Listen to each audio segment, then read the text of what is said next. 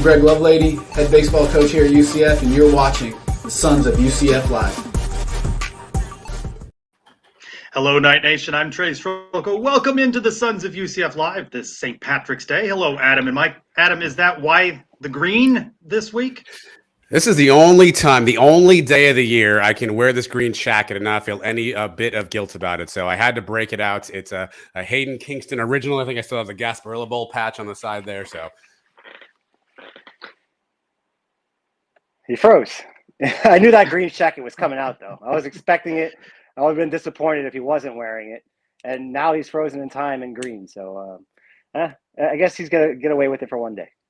Gotcha. Well, spring practice underway for UCF this week. I want to go to a couple of sound bites. Adam, if you could play the sound bites about quarterbacks right off the top, please.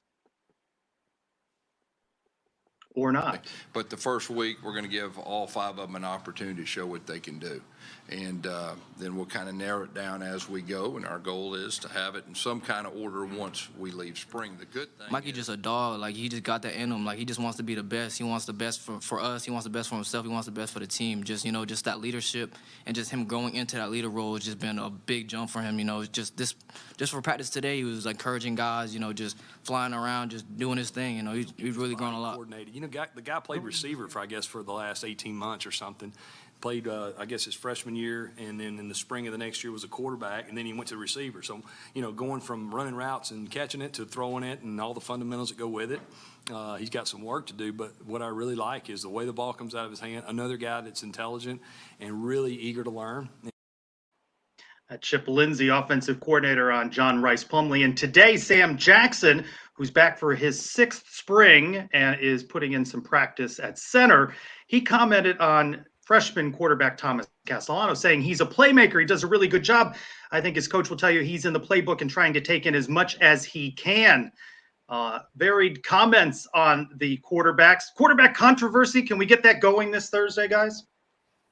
I think it's already going. The first thing I love is that Chip Lindsey acts like he has no clue what John Rice Plumlee did in his college career. I think that's fantastic. I think he was a receiver. He might have been quarterback. I don't know. I love that. You're hearing good things about all these guys, right? You heard some good things about Castellanos on day one of practice. Obviously, you heard Ryan O'Keefe glowing about Mikey Keene. And we know that John Rice Plumlee is going to be a playmaker. So I think you're going to continue to hear these three guys throughout spring ball. I got to think that Mikey Keene has the upper hand right now, just knowing the playbook, having some experience. But I think it's going to be an open race. And I've been sort of, kind of easily floating out there. Castellanos, don't count him out. And you're hearing some good things about him. So I think it'll be a fun spring. Hopefully we'll get some clarity by the end, but I highly doubt it. It's a 3-horse race right now. And every day, whoever has the best day is going to put their nose in front, take a little lead. But this is going to be back and forth all spring. And then just wait until, I'm not sure how you pronounce the kid's name, Widener, David, the kid from Cocoa. I've told you, I've seen him play. That kid can play too. He reminds me of Bortles, who came in, and maybe you don't expect him to be a starter right away. He's a big kid. He can throw the ball. Yeah, we got a good quarterback room on our hands. I like what I'm seeing so far of these guys. On my Twitter, @SignPez, I asked this week how many different quarterbacks start a game for the Knights in 2022. 75% of people said 2 different quarterbacks. Some said 3, a smattering on 1, and just 3% on 4. I still find it hard to believe that a true freshman is going to unseat Mikey Keene, but you guys have talked about it on your show. A little deja vu, right? From just a couple of years ago when Dylan Gabriel came in. First out, shout out to you people who voted for. You clearly just love some chaos, and I'm here for it. But look, I think Gus is going to play the quarterback that makes his offense run the best, right? I think there were some things he did last year to make Mikey Keene comfortable. We definitely saw some different offense when Dylan Gabriel was there versus Mikey Keene. He recruited Thomas Castellanos. He knows his skill set. Obviously, Gus recognizes that fits what he wants to do. I'm not saying that gives him a leg up, but I am saying that he certainly has the skills that Gus is looking for. I believe you too, Trace. I'm probably in that same camp. You would think that I guess a junior in John Rice Plumlee and a sophomore with basically a year of experience under his belt, Mikey Keene, would have the upper hand. But you never know, man. This kid could be electric, and I think Gus obviously likes him for a reason. So I say never, but it does seem like a long shot, though. Yeah, ideally, you would only have one quarterback start every single game, right? That means 1, he's healthy, and 2, he's playing well, right? There's no need to switch to a different guy. 2, I guess you can see because there's always that injury thing that's happened, and we've been plagued by it the last few years. Even when we've had star quarterbacks, Mackenzie Milton, Dylan Gabriel, we've had to go to different guys. So that's why most people are probably voting too. If we're going to 3 and 4, that means there's been injuries or something's going really wrong in that quarterback room. So let's hope for one.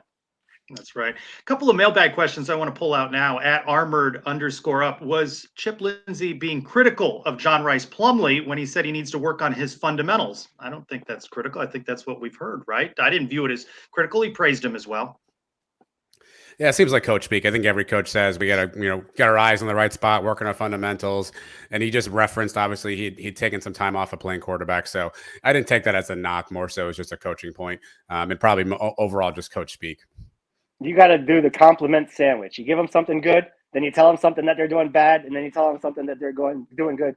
And, if you say everything is doing great, then, the guys kind of maybe slack up a little bit. So you got to give them a little thing to strive to get a little bit better each practice. So I wouldn't take anything out of what the coaches are saying. And from some pictures we've seen of Mikey Keene, you certainly see that he's hit the weight room in the offseason.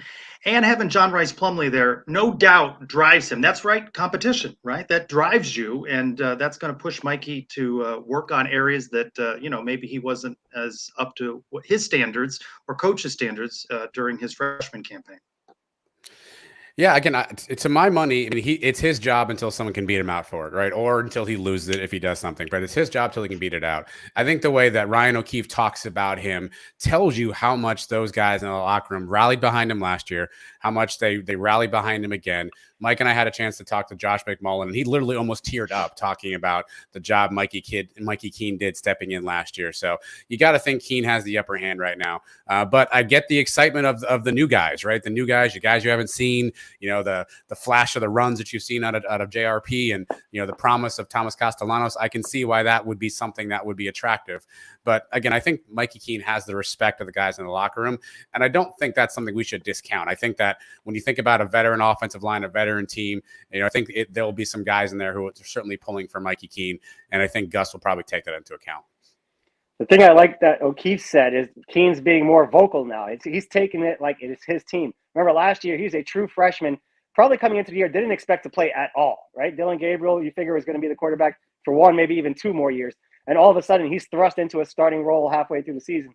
And now he's got that whole season under his belt. He's got the offseason now. He's got to step up into that leadership role, take that next step. I think he's going to do it, man. I am Team Keene Kong until proven otherwise. We heard from coaches saying that almost every quarterback's getting an equal number of snaps. Mikey coming out this week, the first to get those snaps. At Spursy Knight says, how do you rank the quarterbacks in this competition for QB1? And who do you think gets the job? I think it's Mikey's right now, and I think he'll be pushed by John Rice Plumlee. And I still find it hard to believe that Thomas Castellanos starts game 1. Yeah, I guess I would go Keene, Plumlee, Castellanos, Navarro, Widner, and then Gatewood. Well, look, Gabriel, even the year when he started as a freshman, he didn't start game 1, right? You gave it to the veteran guy to start and give him a chance, and that's what's going to happen here unless there's some kind of injuries or Castellanos just blows these guys out of the water for the rest of spring and then going into fall. If that's the case and we have a superstar in our hands, then, there's no holding back. Just put him in there, but let's see if that's the case. What did you think of Coach Malzahn and his media availability earlier in the week saying that last spring, they came in late. They were doing 4 practices a week. He's pared that back to be 3 with a day of rest, but more importantly, a day of teaching in between each of those practice sessions.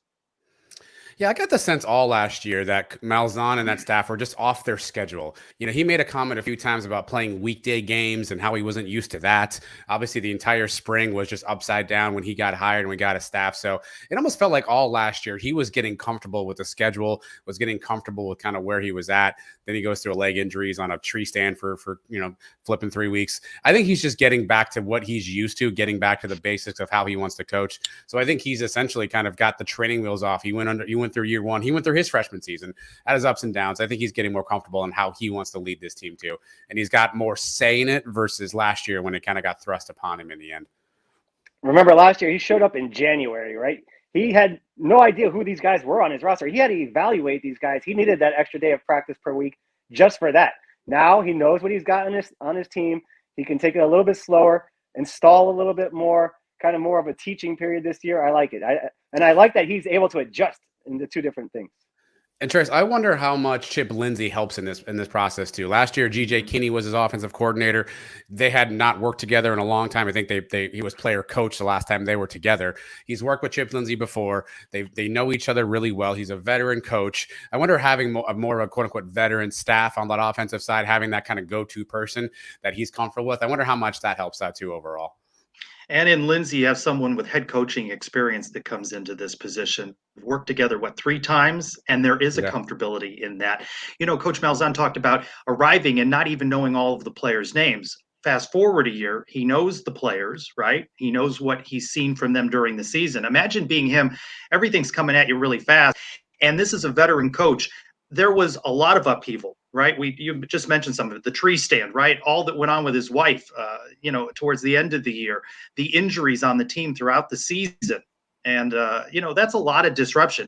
How much better might we see from Coach Malzahn if it's a more normal year for him? Well, let's not forget this, and I'll throw this out here. I'll be the one to say it. I think the offense we saw early on, Gus adapted to fit what Dillon Gabriel did best. I don't think that's the traditional system that Gus wants to run. I think he recognized he had an all-world quarterback, somebody that he had to keep happy, somebody that he knew had a lot of talent. And I think Gus tried to figure out a way to make the offense fit what Dillon was doing best, right? Then Dillon gets hurt. He's got to throw it all out the window, true freshman, and we know the rest of the story. I wonder if he has a full year now with his playbook, with guys who fit his mold, what kind of wrinkles will he throw in? How much more will we see out of that? Because as much as Dillon Gabriel was a good quarterback here, we all know that Gus had to make that offense work for what Dillon did best. So I'm curious to see now that he doesn't have that, quote unquote worry about the offense, how does he unleash this and how does it look in the future? Gus is a pro, right? And he proved that last year. He's all that adversity that came his way. He didn't flinch. Even that first game against Boise, we go down 21-0 early in the game. He doesn't flinch. He has his game plan, sticks to the game plan. He did the same thing all season long. Every injury that hit him, hey, he's got to roll with it. And then we saw the team get better as the year went on. If he has a season this year without all those things happening, look out. I think we're going to be in for a good one. And specifically a quarterback, what do you think that means that we will see more of in a Gus Malzahn offense, especially, say, if Mikey can pick up on what Gus is teaching him? Well, that's where Mikey, his skill set's a little interesting compared to Plumlee and to Castellanos, because I think Gus wants the quarterback to be a little bit more mobile, be a bigger threat in the run game. Either A, Mikey just wasn't comfortable doing that last year, or B, Gus wasn't comfortable letting Mikey do that last year. We saw that a little bit in spurts towards the end of the season, but that's where the skill set of Plumlee and Castellanos may fit a little bit better. So I think Gus wants the quarterback to be a running threat, right? To give that defense another person they have to keep an eye on. I think he wants to pound the football with big guys like Bowser. And so I think that's that's kind of the genesis. And then, that opens up the passing game, that opens up the middle, that opens up something from a play action standpoint. So I think it all starts with the quarterback having that dual threat ability. He didn't have that with Dillon Gabriel, although we saw him make a crazy touchdown run, and we didn't see a lot of Mikey Keene. So I think that's probably the biggest wrinkle you may see out of Gus is using the wheels of the quarterback. Yeah, and we saw last year, Gus is not afraid to bring in a second quarterback, right? Even if it's just for a series here, or he brought in Gatewood a few times, and then he had Navarro down by the goal line late in the year. So he knows what he's doing, how to work these things in. Personally, I'd rather just have one guy. And if you have a guy that can throw and run, that works best. It keeps the defense on its heels best. But I trust Gus knows when to use to bring in a different quarterback when he needs it. And you just saw the comment. Yeah. Yeah, the other thing, too, I'd love to see Malzahn. I think there were times last year where offensively he almost outsmarted himself, right? 3rd and 1, let's not hand it off to Bowser. Let's throw some sort of wacky, behind-the-back screen pass that ends up getting just chewed up for yards. I don't know if he did that because he didn't think he had the play call, didn't think he had the tools and resources, but let's not outsmart ourselves. Let's just make the smart play this year. I like the trick play as much as anybody else, but, the jump pass from Gatewood in the Gasparilla Bowl took 3 years off my life. Well, you saw the comment there. I think Fast Luck Style says the quarterback situation's better now than a year ago. Do you agree? Interesting, right? A year ago it was Dillon. It's deeper than it was last year for sure, because we only had Dillon and we didn't really quite know what was behind him there. So it's definitely deeper. There's more depth from that standpoint. There's more guys who can play now. You've seen Keene play. You've seen Plumlee play. You think you have somebody good in Castellanos. So it's probably deeper in the sense that if something happens to one of these other guys, you have maybe more hope or more faith in the guys behind him. Right. Going into the season, I was more comfortable last year knowing Dillon Gabriel was the quarterback. But what Adam said is completely right. After him, and we didn't expect it to happen, but it happened. And after him, we didn't know who we had behind him. Now we have a little bit better idea. Spring practice continues Saturday. Of course, the spring game about a month away, April 16th. Today, women's basketball flew out of Orlando, landed in Connecticut. They've already gotten a practice in this Thursday afternoon. Let's talk about the women in the NCAA tournament with our guy running for mayor of the city of Orlando. He is BJ Taylor. BJ, how's the campaign going? Oh, no. So that was a great introduction right there. I'm glad we're able to start this movement, get that out there. So yeah, this might just happen. All right, we can get enough momentum going, get the people behind me, right? My first sort of, thing to do as mayor will be to lower gas prices. So everybody who wants to lower gas prices, I'm your guy, Mayor Taylor. I won't ask you how you're going to do that. We'll just ask, though, that the UCF women are 7 seed against 10 seeded Florida. What do you like about this matchup, 7-10 on Saturday in Connecticut? Well, first off, you've got to love the Florida on Florida battle again, right? The same thing we had with the bowl game in football where we had the Gators versus the Knights. We have the same thing here in basketball. So not only are they playing for an opportunity to go to the round of 32, but they're also competing for those Florida bragging rights, right? And that means a lot. So I think it's a great opportunity for the women. Obviously, they're going to represent UCF extremely well as they have the entire season. But yeah, for me, I'm really excited so they can get these Florida bragging rights and say that they run the state. BJ, obviously we know that you guys are used to playing tournaments. That's what you do. But the NCAA tournament is a whole different ball of wax. How is it different? How are the emotions different? How is the schedule different? What kind of advice would you give to Coach Abe and the team if they're asking you how they should prepare for this upcoming tournament? Yeah, so for the women's team, I mean, they go through the exact same thing that men's teams do often during March Madness. But usually it's the biggest thing you have to adjust to is sort of there's more press. There's going to be more off the court obligations. There's going to be promos. There's just going to be a little bit more hype around it. And obviously it's it's your biggest game of the season that you have coming up. So it's just one of those things where you have to kind of continue to try to keep the main thing, and that's winning the basketball game. But there's so many other obligations. The ticket situation for family and friends are different. And you also have to fight against, all the new sort of friends and people that are reaching out to you that probably, weren't talking to you when you won a January conference game. Now there's, your cousin from Texas all of a sudden who's saying, oh man, I've been watching all season. Like, no, you haven't. But, you just have way more distractions. But I know Coach Abe, I know that staff, and I know that they're gonna be ready to play. Obviously, we all know Diamond battles superstar on the team. She's been the star player for a couple of years, player of the year in the conference this year, defensive player of the year in the conference. But obviously, the Gators know this too. So if they're going to try to lock her down, who else is going to have to step up their game a little bit if we're going to get past this first round?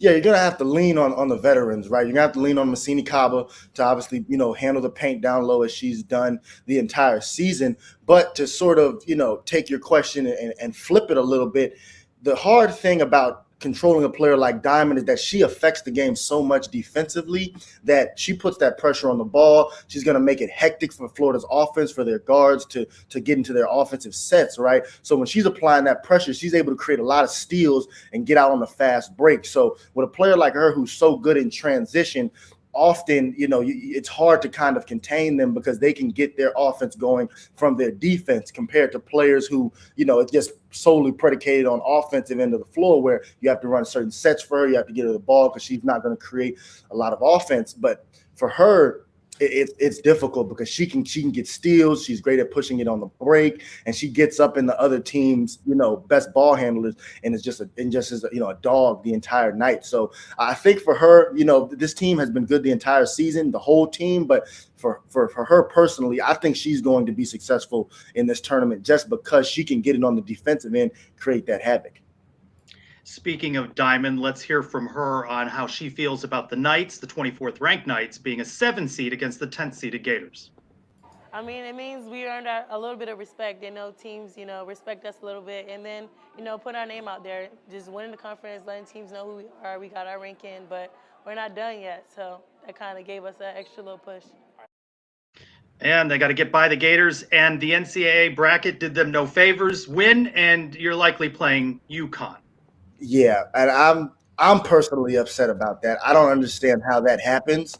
I don't really get the UConn has been in the conference in the American with UCF for the past 6 years, and now you make the NCAA tournament, and if you are lucky enough to advance, you get Gino Auriemma and UConn again. So I felt like that was kind of weird by the committee for them to do that. I still give our girls, a great chance to go out there and knock them off in the NCAA tournament. They've never met in the NCAA tournament, obviously, but I just, if I was, if I was one of the coaches, or if I was on the committee, I would definitely have to, file a complaint. Like, wow, how does this happen? How do we land on the same side with UConn again when there's 64 other teams that we could play? It's a weird sort of scenario, if you ask me. But they have to play who they have to play, and I still give them a fighting chance. They're my favorite to beat UConn.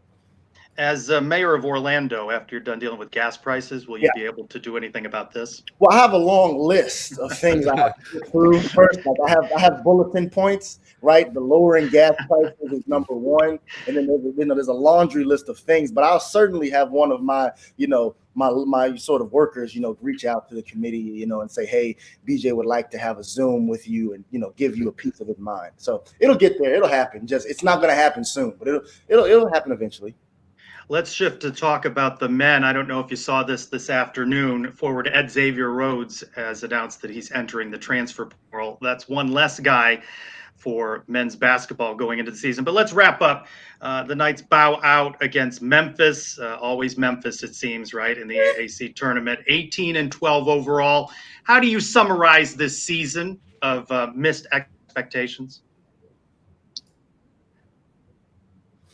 Oh, well, so to initially answer your question, we kind of had the delay again. But in terms of the expectations, I think that's the key word, right, Trace? I think that's the buzzword is whatever your expectations were kind of decides whether or not you felt this season, was less than successful, whether it was right on par with what you thought, or whether this team, if some people may feel like this team overachieved, right? So for me, this sort of was right where I would have placed it, right? I throughout the entire season, I've always had faith in the guys. I've always had belief in what they could do. That's probably just being a UCF guy myself, but I never got on the wagon with this is the most talented basketball team UCF has ever had, or those sort of things. I personally never felt that way. I felt like this team had guys and they had an opportunity to do something successful if everybody was on the right page. But I never fell into the camp of, this team has, this, and this, and everything is just going to be incredible. I felt like they were really going to have to come together and be a team to sort of overachieve to make a tournament run, in my opinion, honestly.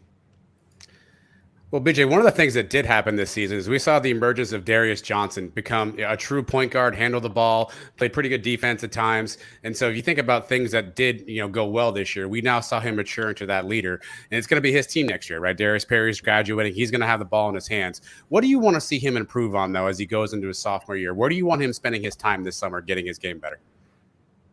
Yeah, so first of all, he shot the ball, solidly there towards the end of the season.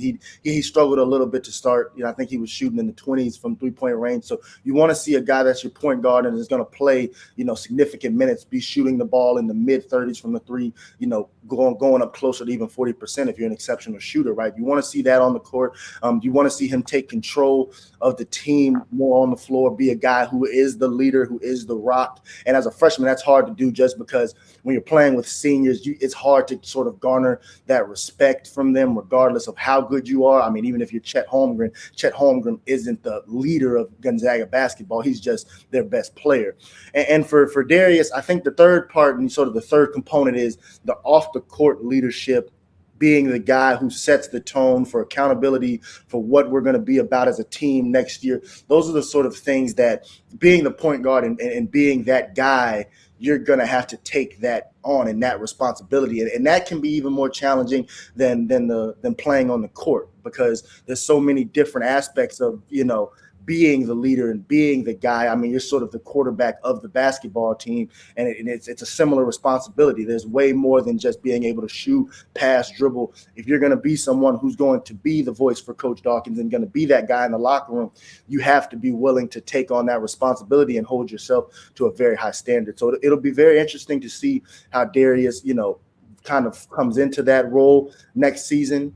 I have the utmost belief in him, and obviously, respect for him. And he comes from a great family with his father. So, I know I'll be in his ear because he talks to me often. So I'm excited, for Darius's future. We know the guys that are gone, guys that are graduating, Mahan, Perry, Mbake. Trace just mentioned Rhodes is transferring. Put yourself in Johnny's shoes. If you had to rank it, where do we have to address the transfer portal? What position are we targeting first in your mind for next season? Yeah, so you're going to have to address the center, I think. I know there's a recruit coming in. There's a couple twins coming in from down south. One of them is a bigger guy, but you're going to have some beef inside without Mbake. And obviously Mbake was the most consistent player for the Knights this season. So you're going to have to get a center, and you're probably going to want someone else that's a combo sort of guard to complement both Darren and Darius. A sort of tweener guy that can play the two, that's a defender, shooter, scorer, anything along those lines. That's sort of a hybrid player, so that he can sort of relieve the pressure for Darius when it comes to ball handling if he needs it. And you also want someone to complement Darren's shooting, because you're going to lose Perry and you're going to lose Mahan. So you sort of want to address those things, and you just really want to find guys, Mike, that fit well within the culture, right? For this UCF basketball team moving forward, the culture has to get back to being tough, physical, defensive minded, right? That's what UCF basketball was when it was its most successful, obviously during our years. And that's the sort of culture that has been cultivated by our staff, right? And those are the kind of guys that, the program is going to look for moving forward, guys that fit that mold. During that 85-69 loss to Memphis, the Knights got back Brandon Mann, but he was limited. They were without Isaiah Adams. I asked Coach Dawkins after the game if the impact of having that shorter bench played a role against Memphis. Let's listen to him. I'm not an excuse guy. I thought we had enough. Our guys have big hearts. They love to compete. We would like to have had more of our players, available. Absolutely. Unfortunately, that's just not the way it is in our sport. But our guys gave us everything they had, and I'm just really proud of them. It was a 2-point ball game, with probably 16 or so minutes to go in the second half, playing against a team that's as hot as probably any team, not just in our conference, but in the country, as far as I'm concerned, from what I've seen. And I thought our guys gave a great effort. BJ, let's wrap up with this. It's a question in our mailbag from @3Night7, and you touched a little bit on some things that you thought, but the question is, what are the improvements or changes that need to happen to make men's basketball better next season? This seems like a rebuilding season, doesn't it now? Yeah, well, like I said, the main things are you have to get back to what the culture was about and what the culture will be about moving forward, right? Toughness, physicality, maturity, discipline. Those are the sort of things that this program, when it was at its most successful, was about, right? And if you look at Houston, that's what Houston's basketball team has been about this entire season. Houston does not have the most talent in the world. They're not overly, skilled or anything, but they're tough, they're physical, and they're mature. And that's what this UCF basketball team really, needs to get back to. And you have to have a leader in the locker room, as I've said on the show countless times throughout the season. You need somebody who's relaying Coach Dawkins' message, because his message is not going to change. I mean, he's been doing this for a long time, and I mean, honestly, he's had a lot of success with doing this. So it's not going to change, and you're going to have to find guys who are willing to relay that message, and it's going to happen. It's going to happen. I have the utmost belief in this program and this team moving forward. Mike, don't jump off the cliff. I know Adam and Trace are trying to, keep you rolling with the program, but Mike, stay off the cliff, brother. If it ever comes that close, just shoot me a call and we'll talk about it. All right. I'll bring you down to City Hall. We can have lunch. Okay. Anything you need. I appreciate it, man. I'll call you. Don't worry. There we go. We get down to City Hall, grab some lunch. Anything like that. I'm an ambassador for Bolé now, so if you guys know about Bolé, great food. it's really great for the body. It truly is. A lot of the UCF athletes eat there. Gabe Davis, Mackenzie Milton, the list goes on. So, I mean, it's really great food. But, Mike, if you want to grab lunch one day, reach out. I don't want you to feel, distant. All right. I don't want you to feel like things are all doom and gloom. It's going to be all right, brother. It's going to be all right. All right. Let's hope the women come out all right on Saturday, Yes. and then I'll be in a good mood. Okay. Well, hey, listen. Just either way, just let me know you'll be all right. Okay. I don't want it to be contingent on the outcome of the game. Just let me know that you're going to be all right, brother. Hey, BJ, are you a bracket guy? Do you fill out a bracket? So, yes. So I filled out a bracket this year. I usually do something just to mess around, but I'm going to be in full disclosure. My brackets are always horrible. Like they just go to crap like right away, Adam. For some reason, I have a hard time picking like against who I want to win in those scenarios. Whenever I'm filling out a bracket, I do like a 5-minute bracket, and I think like, man, I would rather go to TCU than Indiana. Let me go with TCU for this. You know what I mean? It's a little different. So my bracket's already going to crap. I got friends that never played basketball beating me in the bracket, so it's all right. I'm not great at everything. Okay, I'm not great at everything. Trace knows this because we've discussed it. But my sort of obligations as mayor have sort of a lot of my time. So I haven't had a lot of time to get into the bracket yet. Did Mike offer his full support for your candidacy? No, he did not. And I did. Yeah, Trace did, and Adam did as well. I'm not going to take that personally, and I wasn't even going to bring it up tonight. But it's okay, Mike. I understand where you are on the campaign. You need to hear a little bit more about what I can do for you personally, and we'll get there. All right, this is the beginning stages. All right, it's just the beginning stage.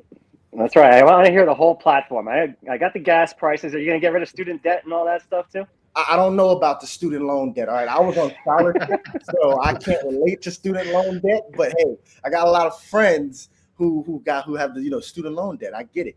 All right, I'm uniting the people again. That's my campaign. I'm bringing the people together, and we're gonna rally around sports. We lower gas prices. We go out. We have a beer and watch a game, and that's gonna get the people behind me. All right, I'm on the ground in the trenches sort of campaign. Right, I'm gonna be one with the people. BJ Taylor, the name you know. I can count on him. So these are the kind of people. Dan, I appreciate you. We'll find a spot for you somewhere. Treasurer, secretary, something. We'll get you in there, brother. I promise. We'll get you in there. BJ Taylor, you've been a great addition to the Sons of UCF Live this basketball season. We appreciate you joining us every week, bringing the humor and launching that mayoral campaign with us. Well, thank you guys for having me on. I really appreciate it. It's been a lot of fun. I'm available, pretty much every Thursday evening to do this. So if you ever want to come on and talk, football or anything, just have me on. I'll talk. I won't talk football mostly, but I can bring something. All right, I can bring some sort of commentary. All right, we will take you up on that. BJ Taylor, thanks for joining us this evening. Enjoy March Madness and go women in the NCAA tournament. Yep. Enjoy your Thursday, guys. Have a good night. Thanks, Thank BJ. you, BJ. All right, Mike, be honest. Do you feel better about men's basketball after you hear from BJ? I know by the time you get to recording the podcast, you get a little down again. Feel better? No, I don't feel any better. The tournament is going on right now. There's like 100 games today. There's 100 games tomorrow. We're not playing in any of them. So, no, I don't feel better. I want to be – what would make me feel better? If we had a 10 o'clock tip tomorrow night and I'd have all day tomorrow to be pumped up for it just like we did a few years ago. But, no, I don't feel better until I see the team get better. All right. Well, maybe baseball will make you feel better. Now 12-5. They beat Miami 10-5 on Wednesday. Got a series with UNC Greensboro.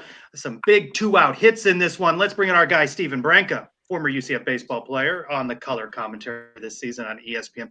That's a big midweek win over Miami, isn't it, Steven?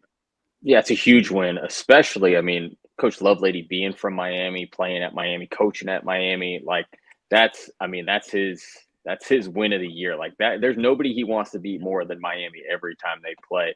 Huge win against a really good team. They had like 5 guys in their order hitting over 300.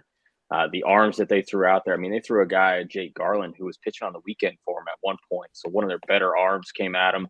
And, to beat him the way that they did was the most surprising thing. It was the most, Coach Lovelady couldn't ask for a better win from those guys. I mean, at one point, I mean, it was 10-1 or whatever it was before the grand slam in the ninth. So, I mean, it was pretty out of hand.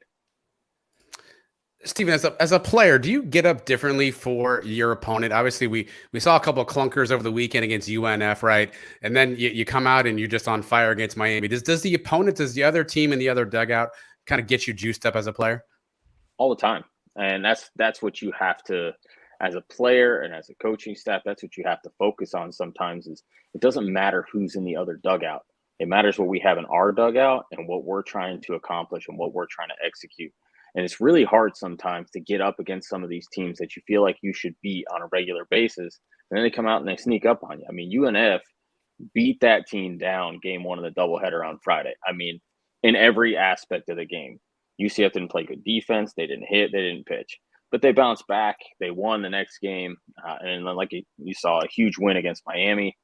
They got to stop playing down to their competition's level. They got to play at their level every game and stop sinking into that, looking in the other dugout and sinking down to their level.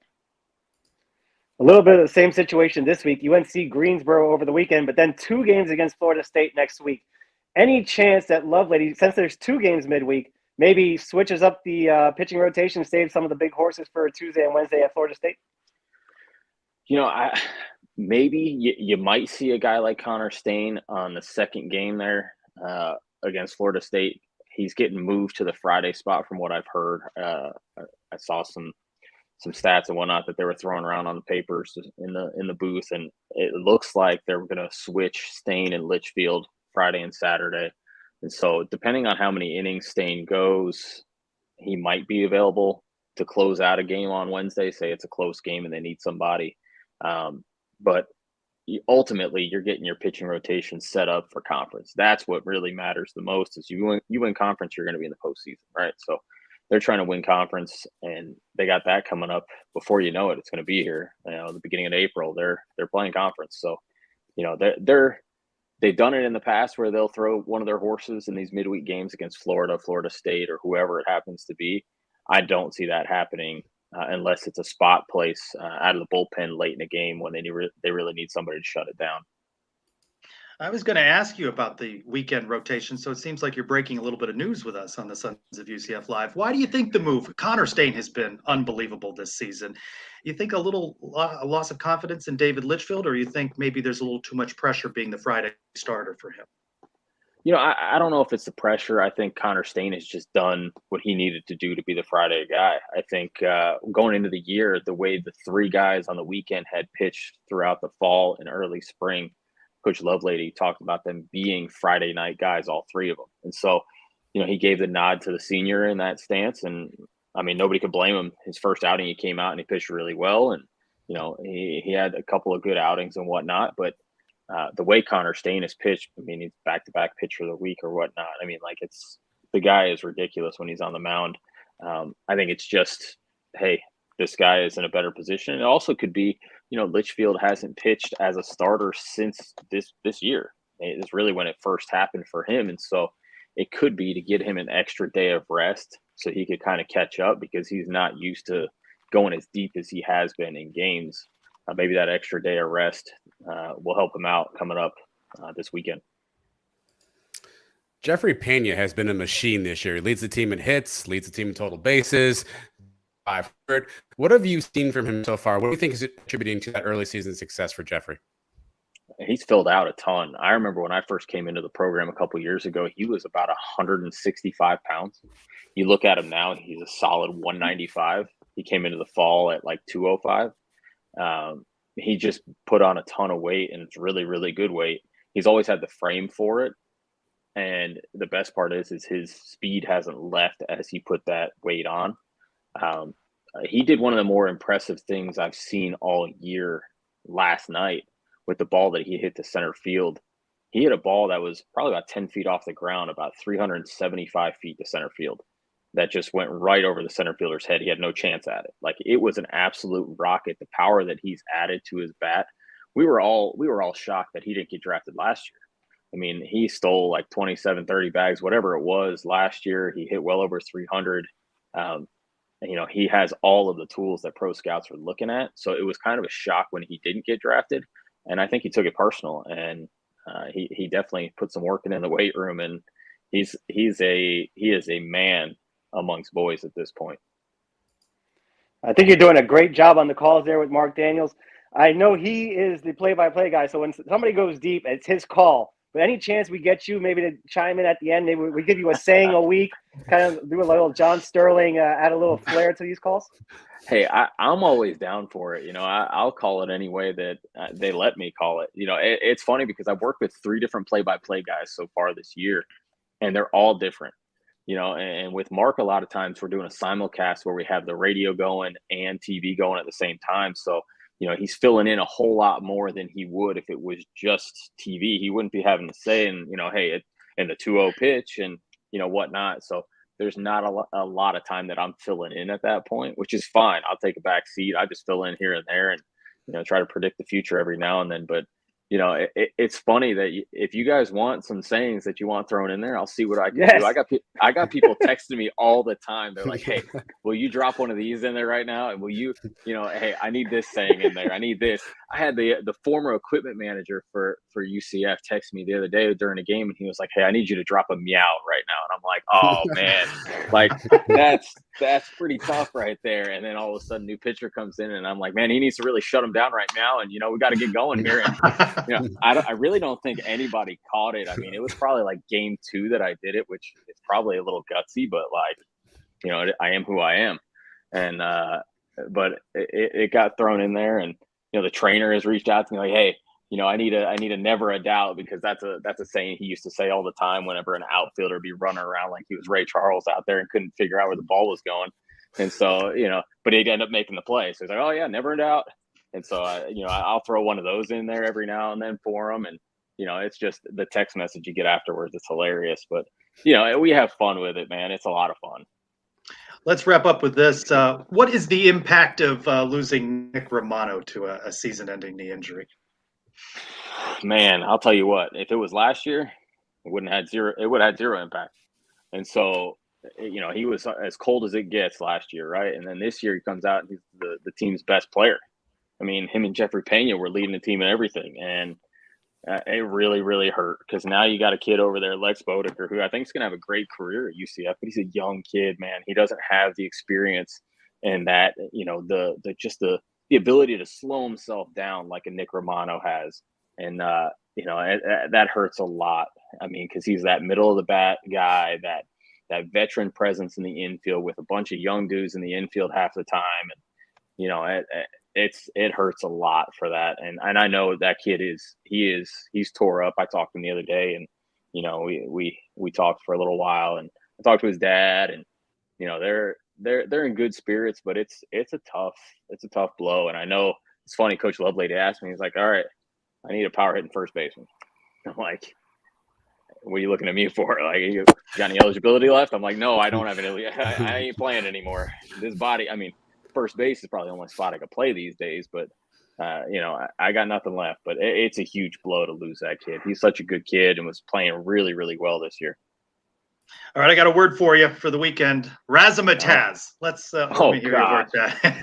Oh, you got time to think about it. You got some games to broadcast. You got some time there. The problem is, I think I'm only doing Saturday this weekend, so I mean, I got one game to try to fit that in. I mean, somebody's got to really screw something up. I mean, like, it's got to be I mean that maybe we name somebody's new pitch. Maybe that's. I think I might have just found out. I mean, Connor Stain's fastball, they're calling it the Razzmatazz these days. I like you it. never know. I mean, see, I like it.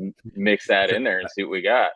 You heard it here on the Sons of UCF Live. Stephen, we appreciate you joining us again this week, and have a good weekend of UCF baseball. All right, thanks, guys. Thanks, Steve. All right. How about softball? 24th ranked Knights beat up on Ohio State.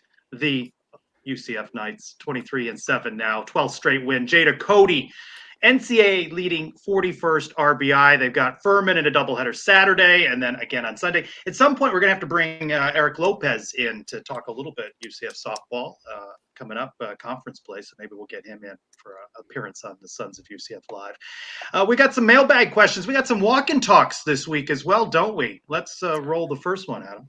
Yeah, we got 2 of these. So buckle up, kids. Here you go. Hey, Sons of UCF, 2 letters, 2 words here. Out on the West Coast, Great California, with a question that had me thinking. If UCF could have one regular team to play from the West Coast, what team would you choose? USC, UCLA, or would it be?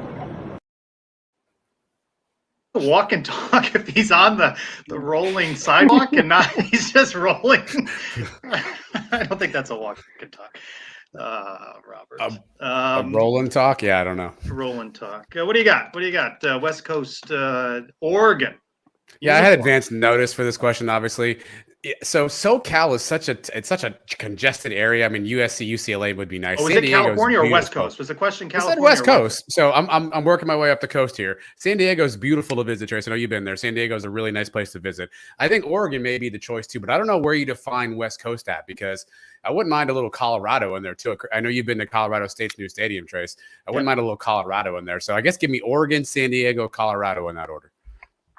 Man, that was a great walk and talk, or roll and talk, whatever. Robert, I love that hat and everything. But for me, it's USC. I mean, that's the program with the most history. You know, they go back forever. So that's the traditional program. Give me a couple games out in California. I've never been to California myself. I'd love to go. So that'd be a fun trip.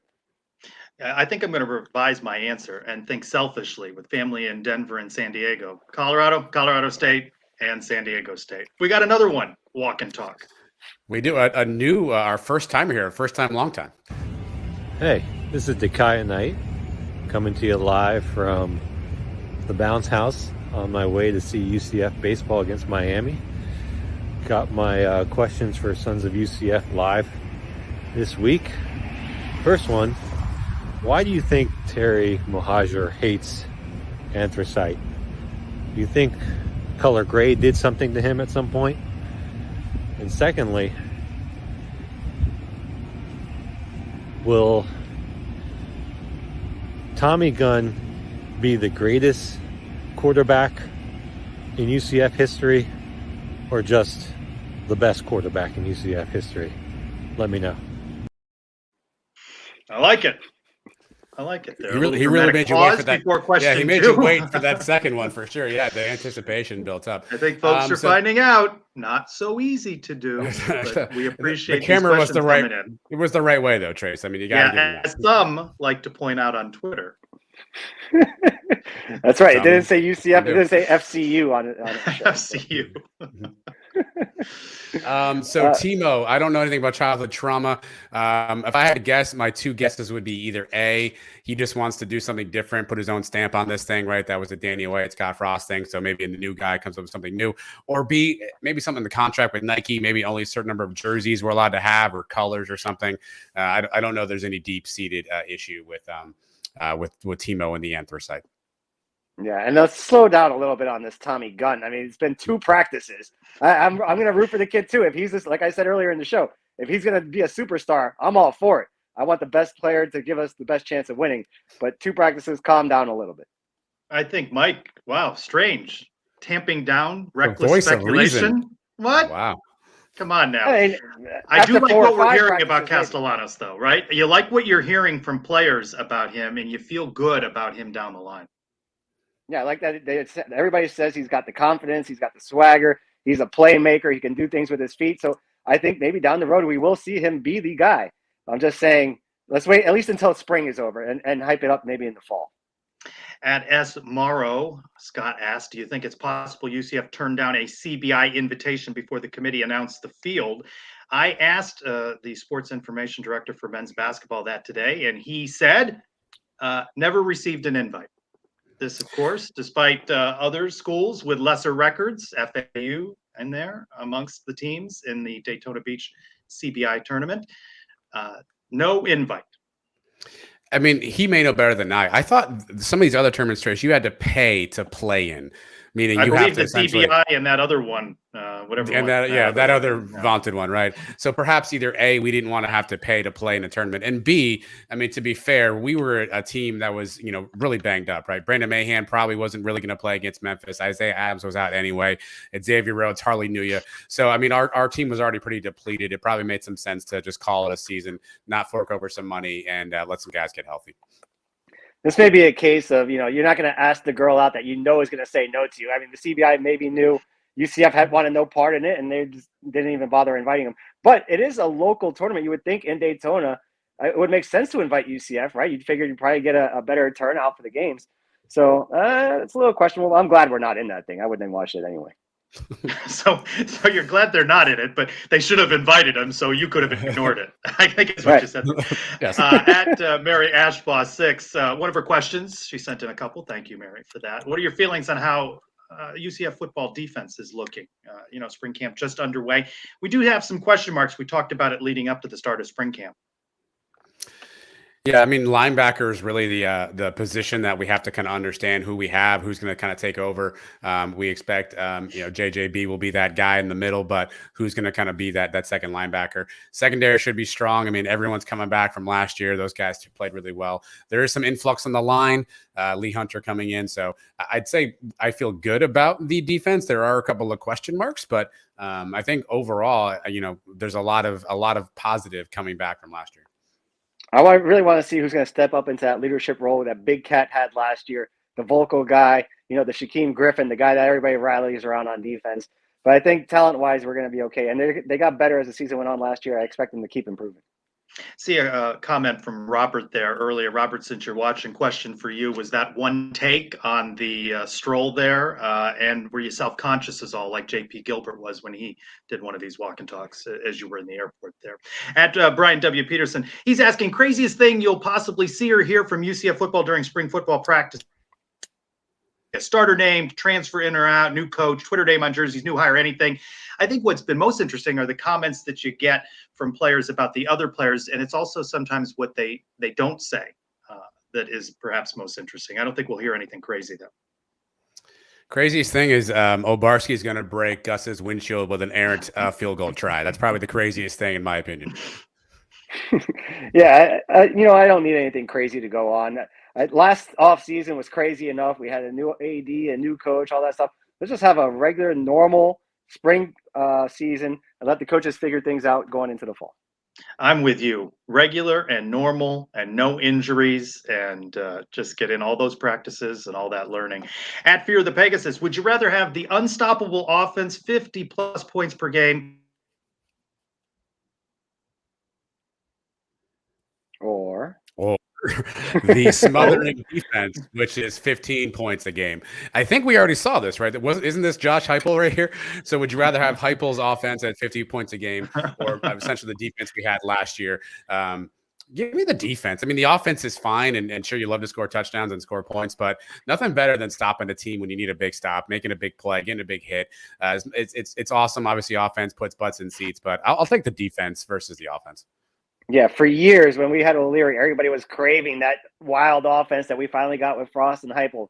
But defense wins championships in every sport all the time.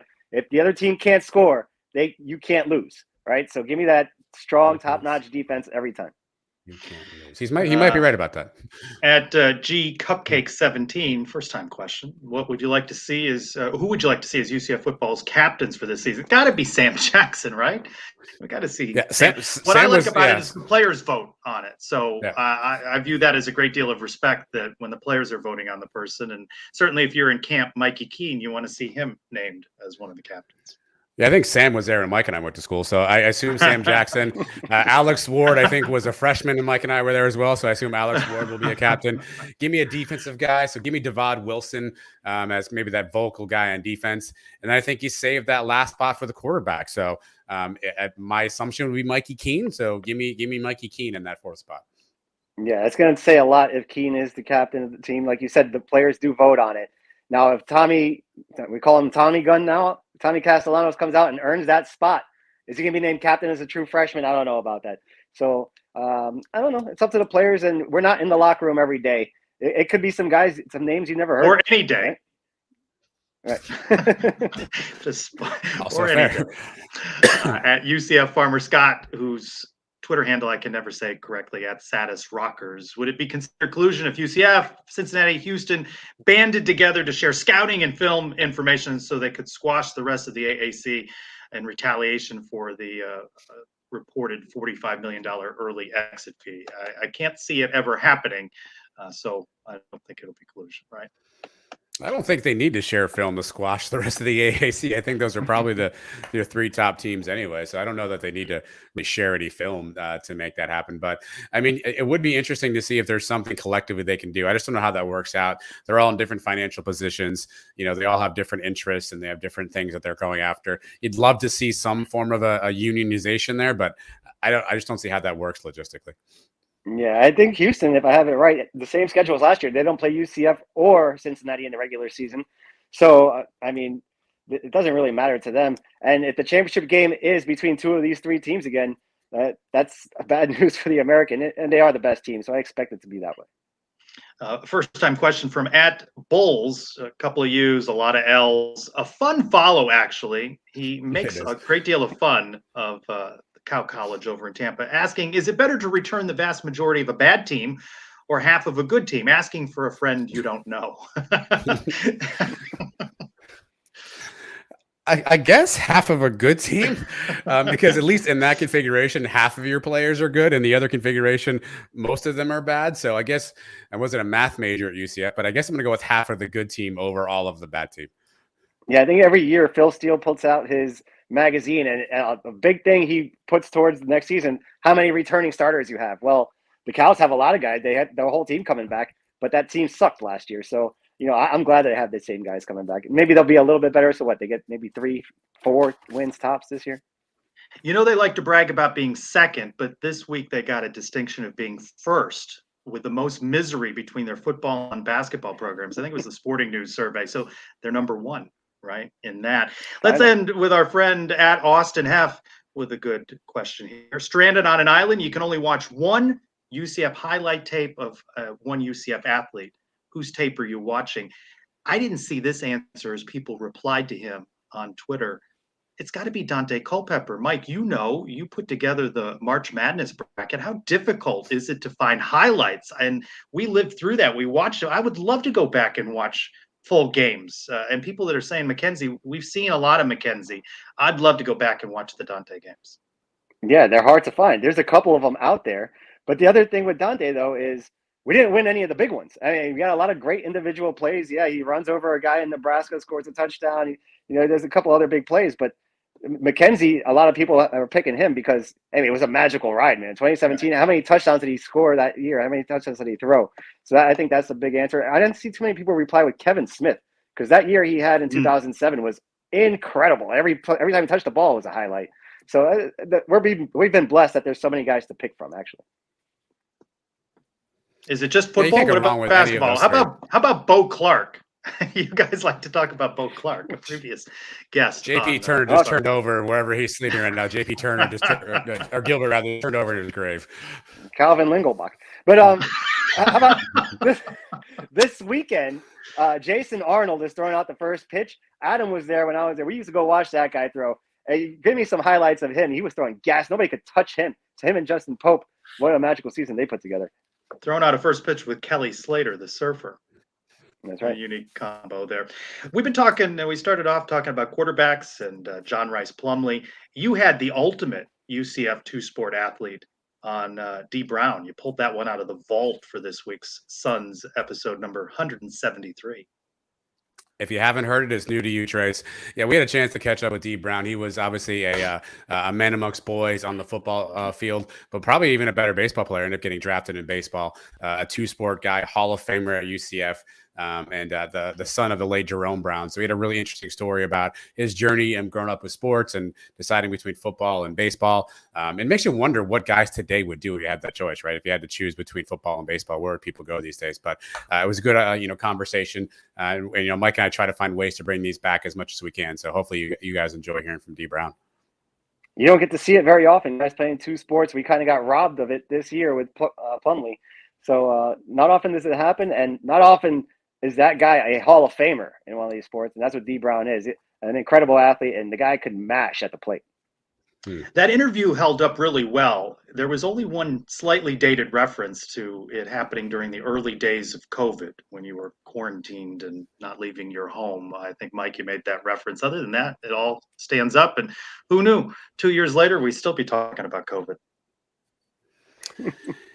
Yeah, I mean, those were some fun times. It was funny when I go back and I go through those shows. Typically, there's a rhythm for like, hey, we talk for 45 minutes about a topic, and then the guest comes on. D Brown was on at like minute 20, and I couldn't figure out why. It's because we had nothing else to talk about. We literally were like, hey, so No the sun was out, Mike, and you went to UCF too? Yeah, so did I. And so like minute 20, we were bringing on a guest. So that tells you how lean the content time was back then. Hey, our first few shows were only 40 minutes all together. And now we're putting together 2-hour shows on Monday. We got an hour live show here. Every once in a while, we'll throw a Twitter space together. I mean, we're doing a lot of work here. So every once in a while, we'll put in an old interview and save us some time on a Monday night. And save us some time. That's the behind the scenes. That's how the rundown comes together. Let's save some time. Guys, it's been fun. We got to chat with the future mayor of the city of Orlando and BJ Taylor, helped put it all together for us on basketball this season, and Stephen Branco with baseball. Good luck to women's basketball with a deep run in the NCAA tournament. And we thank you for joining us for this week's edition of the Sons of UCF Live. For Adam and Mike, I'm Trace. Happy St. Patrick's Day, everyone. Go Knights. Charge.